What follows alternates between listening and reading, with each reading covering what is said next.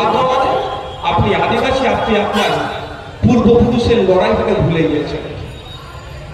আপনি দলিত, আপনি হিন্দু, আপনি মুসলমান, আপনি আপনার পূর্বপুরুষের লড়াইটাকে ভুলে গিয়েছেন। ব্রিটিশদের বিরুদ্ধে কি লড়াই করেছেন, এই আপনি আপনার পূর্বপুরুষের আত্মত্যাগ আত্মবলিদানটা ভুলে গেছেন।